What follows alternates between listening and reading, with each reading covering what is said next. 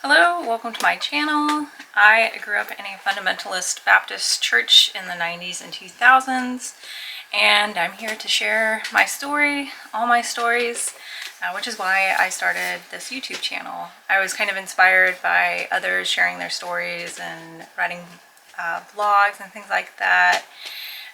Books, really enjoy reading all those books, which is why I will be reviewing DUGGAR Dillard's book, Counting the Cost. I just got this Wednesday night, and between, Wednesday night and last night, I finished this. It's like less than 24 hours. I was reading it on my breaks at work as well, so I was really excited to receive this. I will say this book was definitely, there's some piercing emotions throughout this book. It was really from the heart. This book was definitely emotionally draining for me to read, having gone through some similar experiences. My family was definitely not as strict as hers. My parents were pretty strict, but they weren't fundamentalists, so that is the difference. That my church, for a little bit of background, the church I grew up in, it was fundamentalist, but half of the members were not fundamentalists. They're just like regular conservative Christians, I guess. You had a mix of public schoolers, homeschoolers, private schoolers, things like that. But this reminded me of so many girls I grew up with in the church, and so many girls I knew who struggled afterwards, and kids in general who struggled afterwards. So especially with the parental controls, which Jill goes over in the book. Really fascinating book, highly recommended. I'm going to be splitting this review into several different videos. I have to go to work in a little while, so I can't review all of it. Plus I took notes, I highlighted pretty much every page. I took notes on my phone, and then I took notes on my notebook. So I have some insight to some of these groups, especially the homeschooling groups and some of the more extreme fundamentalists, which is the definition of fundamentalism. So I guess that's an oxymoron. But I'll be sharing some of my stories a little bit, little tidbits, and then I'll make some future videos about all the things I experienced in the church, some of which were pretty crazy. All right, without further ado, so on page 2, Jill talks about her fiance and her sharing a sled, and her mom came outside and said, no boys and girls on the sled. Now, I did read the Duggars book that they came out with. Gosh, what was the name of it? Oh, it's called A Love That Multiplies. I just Googled it. So I read this about, gosh, at least 10 years ago. And I think I got it somebody gave it to me for free because I wouldn't have paid for it. I did used to watch the show here and there. It was really relaxing to watch, but I knew what was going on. Or I know what goes on in those types of large families, especially homeschooling families. So some of the girls that I knew in these homeschooling families, large homeschooling families, were also sexually assaulted by their older brother. So that seems to be a recurring theme. And I don't know if it's the isolation, lack of education about like boundaries and like sex ed and stuff like that. Or it's just the fact that it's a large family and it's hard to keep track of all the kids. Could be anything. Anyway, but I remember reading in A Love That Multiplies. So Michelle had this rule, and it was clearly enacted after Josh did his thing. And it was girls could not sit in boys' laps, like their older brother's laps, which is a huge red flag. I think they were like carrying them around for various activities and stuff like that. Or there was one episode where it showed one of the boys holding his little sister, who's like a toddler, in his lap while they're riding around on like a cart behind a tractor or something like that. And that's considered a no-go in their house, which it should not be. I mean, considering the brothers and sisters, but given what Josh did, they, I guess, enacted this. So, but yeah, that's pretty similar. So the boys and girls sharing sleds, I've heard of that happening in youth group. I did attend a pretty moderate youth group for the most part at my church, in my high school years at least. But I did go to this one youth group at a different church where they like thought Cabbage Patch dolls were possessed. Anyway, that has nothing to do with this, but but they also did not let boys and girls be in the same room. Like, if there wasn't an adult around. And kind of same thing, like you can't get on the inner tubes together. So that reminded me of that. And then Joel talks about dancing, how they're not allowed to dance in their house because it could provoke sinful thoughts. And she mentions that her mom said no wiggling or dancing to her children. You don't want people thinking bad thoughts about you, right? which is horrible to say to a child. Like, if an adult or anybody else is thinking bad thoughts about you, regardless of your age, that's not your fault, obviously. Very terrible that she would tell her children that, but not surprising. She also talks about drums and how any music with drums in them, they couldn't listen to. And she doesn't really go into detail about this, but I know some fundamentalists, especially in my church, believe that drums were like summoning spirits, summoning demons. Like, I don't know why. I don't know why. It's very crazy.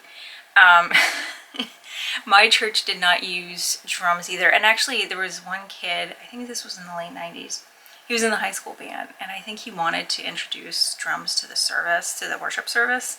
And that was like, no, we can't have any drums. This is the same church who, like, up until 30 or 40 years earlier was still speaking like German in sermons, which is not the same thing. I'm going off the sidetrack. It's an old German pioneer church, or it was. It's now something very different. When I turned 18 and when I turned 18 and moved out to Seattle by myself, I started attending this church called Mars Hill, which will be another video at some point, because it also became a controversial church because of its pastor, Mark Driscoll. And at one point I invited my parents to come to the church. They were in town because my brother also lived in Seattle at the time, and they were in town. So they came to the service, and mind you, there were all sorts of walks of life, people from all sorts of walks of life at this church. Like, people just wore like casual stuff. Okay. And they used drums in the worship service. My mom was like, oh, it's evil, it's evil. There's this whole thing, like, my youth pastor, he was super cool, but then he believed that, you know, those tribal masks in Africa, he believed that they were summoning demons. And maybe, I don't know, like, what they're used for culturally.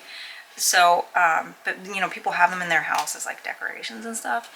And he was like, I would never keep that in my house. There's demons in it. And I'm like, because he was a pretty, like, chill guy, pretty, like, progressive. And I was like, okay. So Jill also mentions that her mom would talk about how girls dressed, especially in the 70s when she was growing up, you know, she was like, it was considered fashion, and, you know, we didn't know any better, blah, blah, blah. We just, you know, that was just what we wore.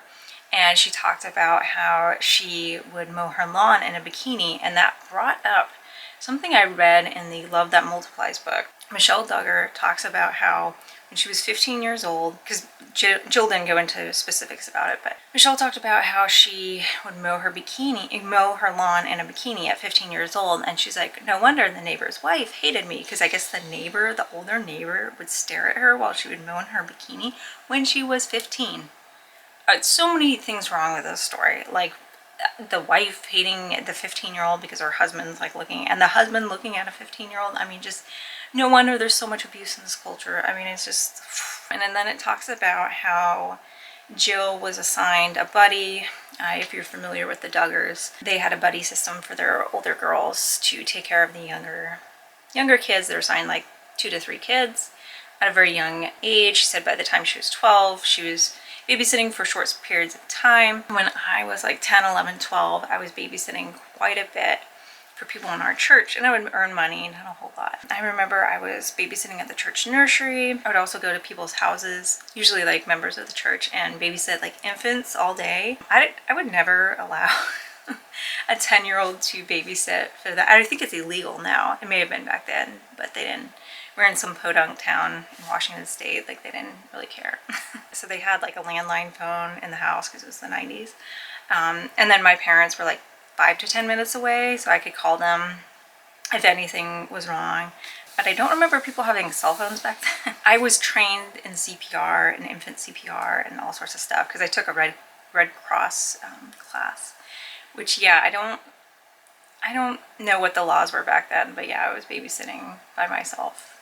Infant, sometimes an infant and a toddler, sometimes 3 at a time. And yeah, by the time I was 12, I was babysitting a lot, and people would ask me, is this your child? I'm 12 and I looked 12. Anyway, so that just reminded me of that. Like, that's not very safe. I think you're supposed to be, I don't even know how, like, it differs per state, but I probably wouldn't let maybe a 12-year-old for a short period of time, or 13, but like 10, 11 years old is too young. I had a lot more tolerance for kids then than I do now, though, I will say.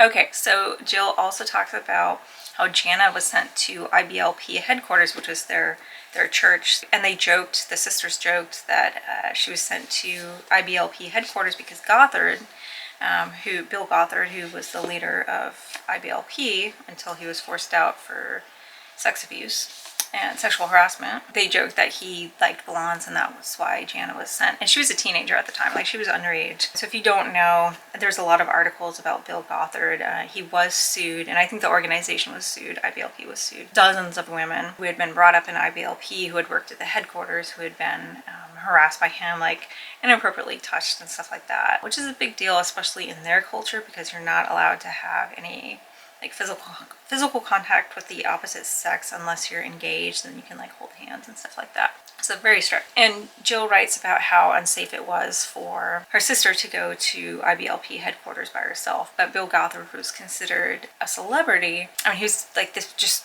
figure on a pedestal, so it was considered this great honor, which is why he was able to groom so many women. I'll have to do a video a little bit on like Ravi Zachariah. My dad was a huge fan of him, but if you don't know already about what he did similar stuff, I think even worse, to like his masseuses and different people. So Jill also goes into detail about who wrote the letter that exposed Josh. Josh was eventually, like, they had to do a police report and he was turned in for his sexual abuse of minors. So there's been some hints from her sister Ginger's books and just various things in the articles about his sex abuse that first came out in like 2015 when this was first exposed to the public. And it wasn't really clear who wrote the letter. So sometimes they said it was a family friend, sometimes they said it was Ginger's diary. It ended up being the girl Josh was courting, which you can Google this and stuff, but Josh was courting when he was 14. He was courting a family friend who wrote him a letter about how angry she was at him for committing this like sex abuse against children. She ended up never sending the letter to him, and she tucked it away in a book and forgot about it. The book was loaned out to someone in their church at a later date, and then this woman, or this person, I guess it didn't really specify. This person contacted, I think it was like the Department of Health, contacted like Family Services, Child Protection, and reported it. And then, and this was 2006, the abuse occurred from like 2000 to 2003 that Josh was committing, according to family friends and everything. So, and then this person, I think it was a woman, called the hotline as well, and then emailed Oprah, because the Duggar family at the time in 2006 was supposed to go on the Oprah show, and then the producers canceled it once they got this email and were made aware of the sexual abuse. So when I was reading articles about this, about Jill's book, because I had like pre-ordered it on Amazon and everything, I paid full price for it to support her. As someone who grew up in a fundamentalist church as well, I wanted to really like, have it financially benefit her, even though her husband's a lawyer now, and I don't think they really need money. But anyway, great book. But I was waiting for the book to arrive, and so in the days before the book arrived, I was able to read some articles and everything, and they just had like the like, clickbait titles and stuff like, oh, she's estranged from her parents, which we already knew.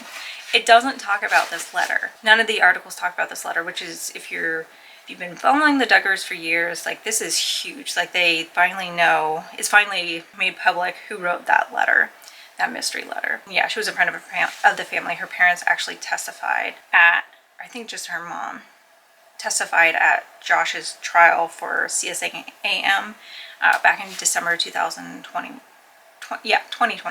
December 2021.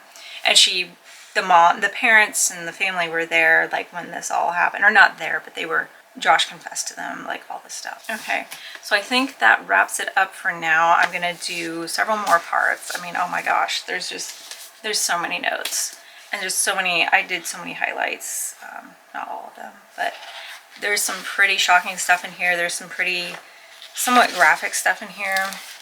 It was really good. I love reading kind of survivor type books. I have read all the books, I think, about all the people who have fled FLDS, the polygamous cult down in Utah and Arizona. Actually, it's all over the West. I've read all the books about all the escapees there, so I'm really into that. And I've also read Ginger's book. I haven't read, I think she's published 3 books now, but I read the last one. It is definitely more reserved than this one. It was definitely more of like redirecting the blame on IBLP rather than her parents. She's very careful to not criticize her parents, Ginger, not Jill, in her book, because it seems like she still has a relationship with them and really wants that. And to be honest, you shouldn't have to choose between your freedom, you know, or your mental health and having a relationship with your parents. And it seems like Jill Duggar has really been forced to have to choose.